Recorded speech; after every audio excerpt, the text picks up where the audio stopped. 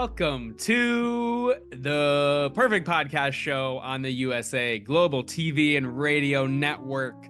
I'm Keith, your host of this show, where I try to make the perfect podcast. Haven't I been able to do it already? No, I have not, which is why I'm here still trying to do it. I'm literally locked into a room. People think this is a joke. It's not a joke. I am locked in a room because I agreed to do this.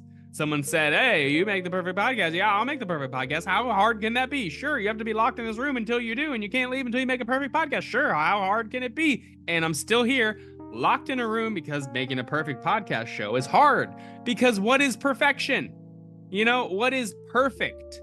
There's good, there's fun, there's funny, there's dramatic, there's emotional. But perfection is all just, you know, what's the context of it? It's according to taste. I don't know. I've been telling them that, but they won't listen. So here I am trying to do the perfect podcast. And again, it is a podcast, not a poo-cast. For those that have been asking, it is a podcast. Spent a lot of money on these signs, and I'm not getting new ones. Anyways, we have a phone number. You can call it. Give me tips. Help me get saved from this locked up room. Help me out with some advice for the perfect podcast show. Let's listen to one of the messages now. Hi there. Thanks for calling the perfect podcast show. Leave your message and we'll play it on the air. How is that? Does that work? Hello, it's me, Bruce. Not Bruce, Batman. I'm Batman. Anyway, you the perfect podcast show. I always have it one in the Batmobile, the car I drive, because I'm Batman, and not some rich guy named Bruce Wayne. Well, thanks for that, I guess. Thanks for that message. It didn't really help. If I do this with my glasses, you can see into the void. You can see the screen. And if you look close enough, it keeps going and going forever, right? You can see the reflection in my glasses. And then inside there, you can see the reflection of the reflection inside the glasses. It goes on forever, much like that bit. Okay, well, this is the perfect podcast show, and just like every podcast, we have ad space. Real, totally true ads, but not from BetterHelp, from an ad like this. Unpaid support for the perfect podcast show comes from this sponsor. Are you tired of the perfect podcast show and its predictable content? Then you're going to love the #2 perfect podcast show. It's not just any podcast, it's a better podcast. Unlike that other show, this has, double the fun and triple the excitement. They might have great interviews, but we have the same ones, only louder. They say they're perfect, but we're #2, which means we're aiming higher. Look, it's a totally different show, okay? We didn't copy at all. It's not the same because we have the #2 in our title. See? Told you. So tune into the #2 perfect podcast show, where we take perfection and add a little more. You won't notice the difference, and neither will we. Remember, when it comes to podcasts, being #2 means we're trying harder, or at least copying harder, much harder. It sounds like this camp is like the kids are sort of working for free and the counselors are on vacation? No, it's not free. All the parents pay a fee at the beginning so that their kids can come to camp. So there's a motel off grounds of the camp where the counselors stay and the kids stay in tents? I would say that the camp is on the grounds of the motel. Anyways, my guest on this episode of the Perfect Podcast Show is a returning guest. We saw this guest before at a camp called Kids Camp United, and he was a counselor there, and it didn't seem like a lot of work was being done except by the kids. It seemed like a camp where kids were just doing work, but he has some new developments and new things he wants to share with us. So maybe they all figured it out. Maybe I just totally misunderstood everything going on at that camp. Great positive attitude from this guy, so let's get to him now. Please welcome my guest from Kids Camp United. Please welcome camp counselor John Smith. Oh, back to the show, John Smith, camp counselor. So good to see you. Hey, kiddo. Good to see you. Thanks for having me back. Yeah, last time was the best podcast you've ever been on. So hopefully, it was the best podcast I had ever been on. I have been on a couple since then, and those were the best. Sorry, but this one's going to be the best I've ever been on. I'm sure. That's right, because everything you do is always the best than it was before. Right. That's right. Exactly. That's right. Wow. Well, How last are time you? I'm great. Still here trying to make the perfect podcast and have not been able to do it. Good. I like those glasses. Oh, thank you. They are trying to block. Yeah, because if they weren't, then I guess they'd be sunglasses. But thanks. Are those American made? I'm not sure where they're clear, so there's no writing. There are a lot of hardworking Americans making things for those people being us. That's right. Americans to buy and sell in America. That's right. And you wanted to come back on because you said you have some new exciting things to share. So are you still working at the camp? I am still a camp counselor, as you can see. Still here at the camp / motel. Right. We've started to expand a little. Okay, you're expanding the camp. That's great. That's There's an right. oil station. We've got a gas station now. Those kids are real good at pumping gas. We've turned the dance hall that we were talking about before. That is now an office building. Oh. So that we can start teaching vocational skills and and working on some other projects, which is what I wanted to talk to you about. I know all right. I've been practicing this, all right? Okay, yeah, we're ready for it. It's good things are growing, so yeah, we're here to hear it. All right. Hello, sir and madams. Have you ever been watching television and you see people on their phones and you think, man, I just wish I had a phone of my own? Well, look no further than, can you see them? Yeah. Oh, they're turning into the background. I don't know how that, I'm selling see-through phones. Sometimes they're see-through, sometimes they're not. Oh, there, see-through, not. You ever see a phone do that? Do you want me to answer, or is this okay? I don't know if you're just going because it looks like you're just reading your pitch. I have not seen a phone be see-through before.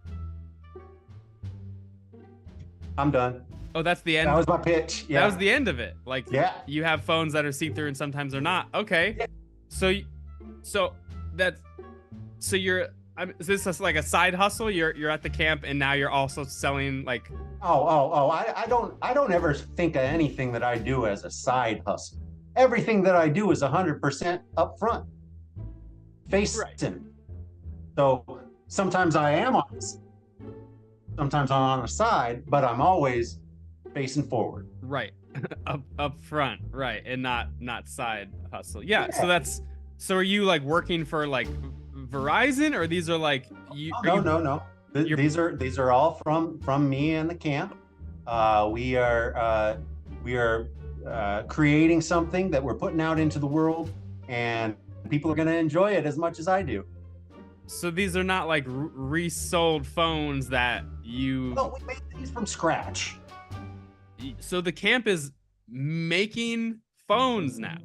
Yeah. Wow. Yeah. I mean, there's camps all over the world making phones, but we're doing it right here in Arkansas. Right. So, I mean, there's factories that usually make phones. There's factories that make sweaters, but then there's also just people that make sweaters.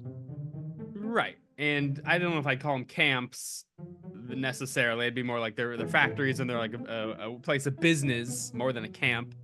Sure, but let me ask you this. Going back to what I said about sweaters, if somebody's making a sweater in a factory, sure, they're doing that, and they're probably having a great time doing it. But if my old Nana is making a sweater, is she in a factory? No, I guess that's true. Yeah, it depends. Like, she's just enjoying it while she's watching her Dr. Phil.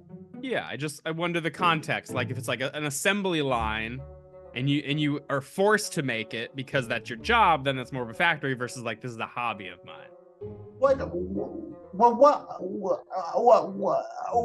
do you define an assembly line? That it's like, oh, my job is to do this one thing, and then I pass it to the next person. In that life? I guess so, but I mean, if you like, I think maybe life is an assembly line. I like that. Yeah, that's okay. So I guess, I mean, if it's your job, if it's like, oh, we have a quota, we have to have this many sweaters made by a certain time, then that's more a job than like a hobby. Sure, but in that scenario, the person that's doing the job is getting paid. Right. So then that's a job, and I'd say that's more like a factory than like a hobby or something at home. Sure, but what if that person that's making the sweater or the phone is paying to be there?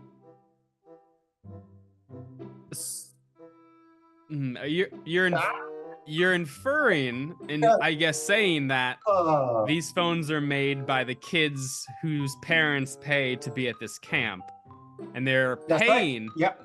Yeah, okay, so we're not hiding it. So the kids are basically paying to be labor. To be at camp having a good time, having the best day of their life. Yeah, to put in labor to make phones. I mean, is it really labor if you love it? Do they love it? Yeah, they tell me all the time, oh, this is great. This is fun. I can see through this phone. That's what they say? They can see through this phone? Wow, it sounds, I mean, I guess there's no denying that. If someone says I can use this product as it's meant to be used, I guess means having a good time. Yeah. Yeah. Okay, that's what I always say when I eat a banana. I say, "Oh boy, I'm eating this banana. I'm using it the way that it was meant to be used, and I'm eating it." I don't know if that means that you would enjoy it or not. Just means like right now I enjoy every banana I eat. That's every banana I eat is the best banana I've ever had. Yep, I was just gonna say that. So the kids are having a good time making these phones, and then what else are they doing during the day now? Are they doing anything else, or? They've gotten really good at DJing, even though we got rid of the dance hall. Okay, so by DJing, does this have to do with the phones at all? Is it like testing the audio qualities of the phone by chance? They take those phones, they go to weddings, bar mitzvahs, bat mitzvahs, sometimes just office gatherings, and they use those phones to DJ and play music, different music. So the kids are making these phones and then are required to host events at the camp, such as bar mitzvahs and weddings and office parties. They're hosting. No, okay. I'm sorry. Okay, it's all right. You misunderstood. I was like, They will go to the other venues. We don't rent out the motel. They go to venues. Sometimes it's like at the Radisson or over at the Elks Lodge. Sometimes one high school had their prom at the zoo. Can you imagine that? So the kids are leaving camp now.